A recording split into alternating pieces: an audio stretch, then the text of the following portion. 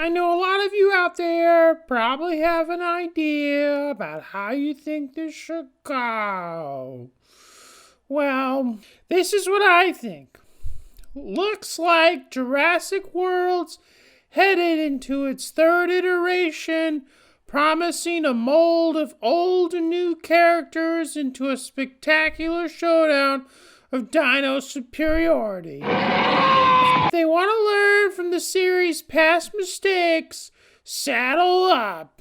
No one wants a courtroom cameo less than old school Jurassic Park fans. Don't do that to Sam Neill or Laura Dern, who are rumored to return in the next Jurassic World 3 Dominion. What kind of park is this? They're two of the greatest actors still working in film and TV today. The best way to not pull a JP3 is to go full force on the title's promise for a Jurassic World. And no, not another park with a different name. You know, it really made me mad when I was going to the theater and I was like, oh, Jurassic World, the dinos must have escaped the island. But no, it's just, we changed the name of the park to Jurassic World, like SeaWorld. But nobody likes SeaWorld. Why would you go to Jurassic World if you knew SeaWorld had terrible conditions for the animals? Are dinosaurs not animals?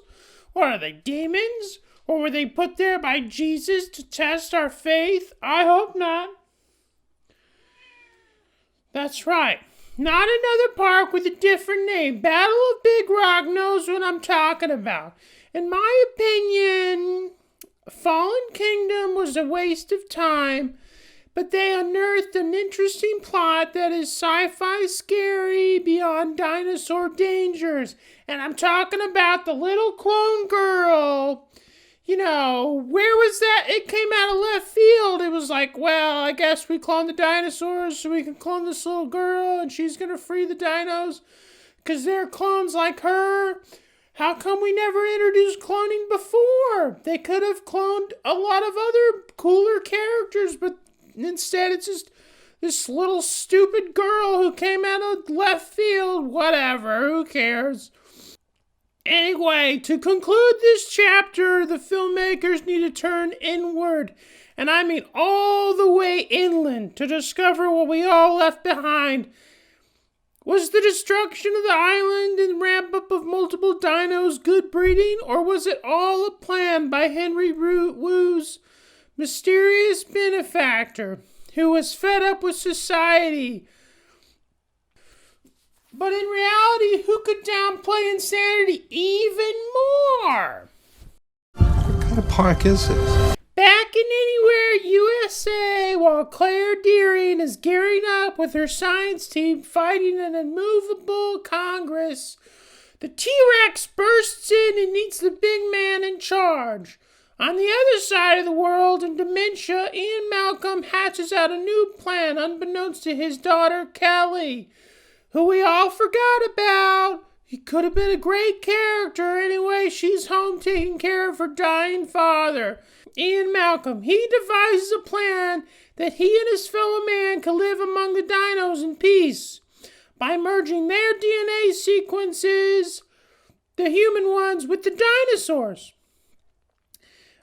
This way, the dinos will accept the new human source as their own kind. Alright, we all know the dinosaurs eat their own kind, I know. He has dementia, okay? It's a cool plot, just listen. Are you listening? Okay. During a surprise visit from an old friend, Owen, no, the other Owen, he visits his old friend, but he's duped. He will be the first test subject and the new villain of Jurassic World 3 Dominion. I want to talk to somebody in charge. You are not fooling anybody when you say that what happened was a natural disaster. You're lying. It was not an earthquake. It wasn't a typhoon. Because what's really happening is that you're hiding something out there.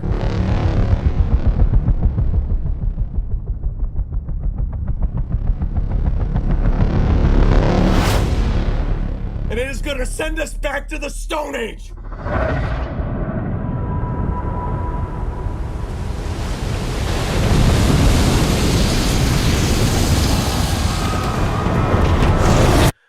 God help us all.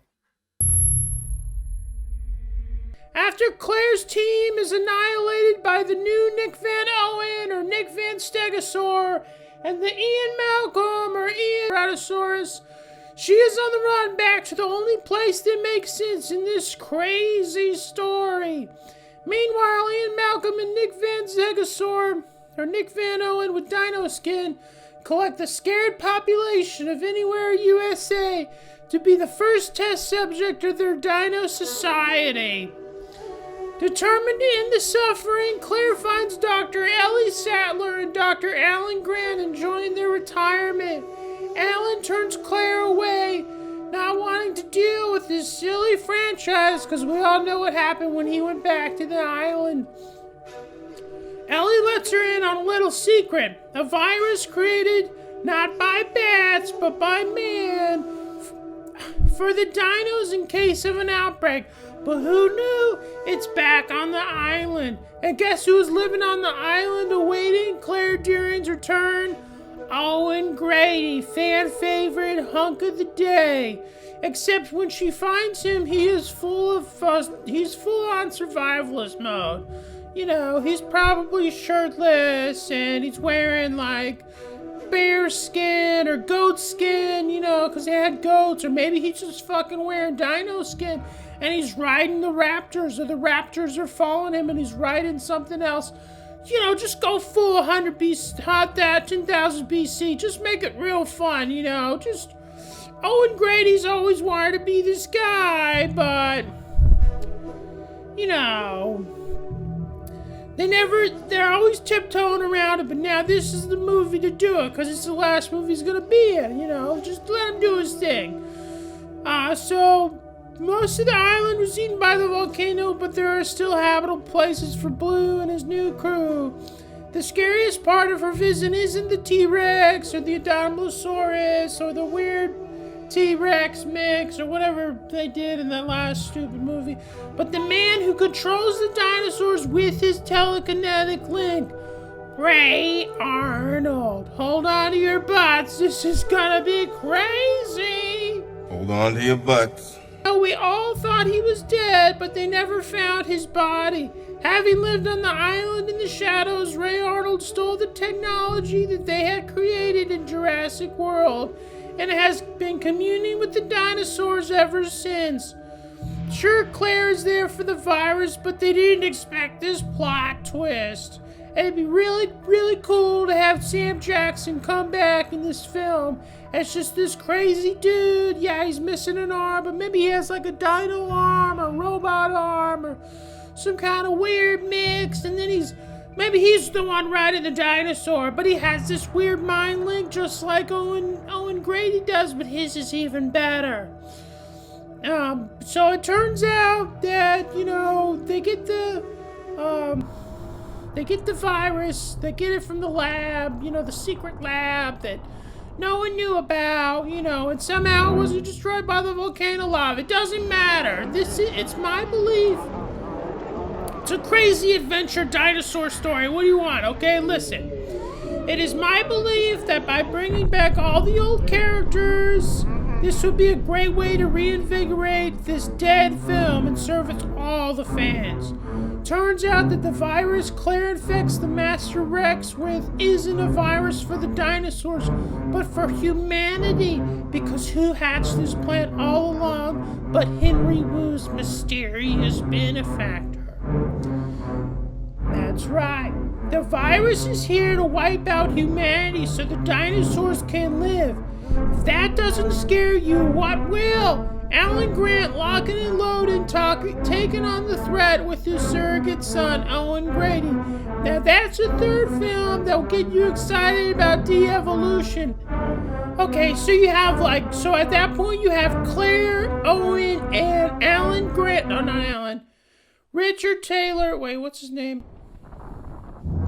Okay, so you got Owen, Claire, and Ray. Hold on to your butts. Headed back to the States to take on Ian Malcolm and Dinosaur Vince Vaughn, or maybe Dinosaur Vince Vaughn follows them to the island and there's like a big showdown, and you think it's gonna go one way, but then Ray Arnold just fucking eats him, maybe he bites into him, even though he's a man, that'd be really sick for Sam Jackson to just show off how fierce he can be.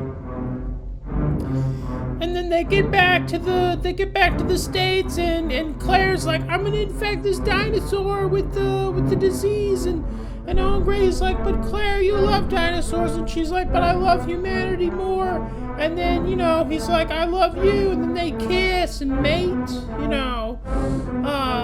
then, some kooky stuff with the dinosaur people, there's like a whole thing. You got dinosaurs, dinosaur people, you got Laura Dern, maybe she's killed off, but then maybe before she left, she's like, I got a terrible disease and I'm gonna die, and she's on her deathbed.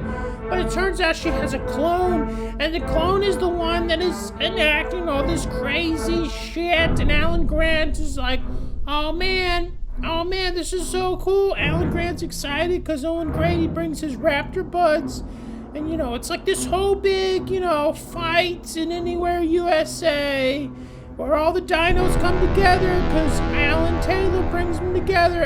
Ray Arnold brings them together.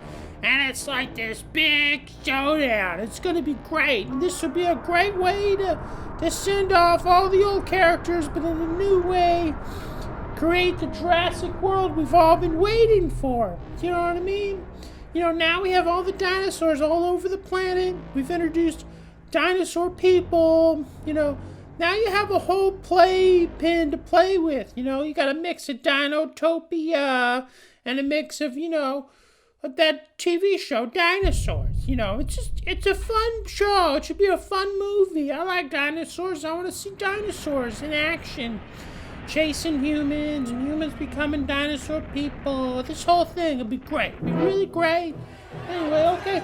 That's the end of my story, or my pitch for, whoever makes these movies. Universal. Who makes these movies? That's my pitch. Not that they're gonna take it, cause it'll probably be just some stupid, I want to have a fun movie, and I think, fucking hold on your butts, guys, should come back. Ray Arnold, they totally wasted him. Sam Jackson in a dino movie. Come on, it'd be great. Dino Planet. Dino Planet, Ray Arnold says what's up. It's not a great title, but, just a little more work on it. It'd be great. It'd be great. Okay. Bye. Oh, I'd like and subscribe. Next week we'll go over Spider-Man 3, or... You got anyone nuts? Something else cool like that. Maybe another dinosaur movie. I also, speaking of Colin Trevorrow, I was thinking about possibly doing Star Wars. Well, this is what I think, because it's real popular. Everybody likes that movie for some reason, even though I think it's the rip-off of Star Wars, the first one. And, after that, they just didn't know what to do with the characters.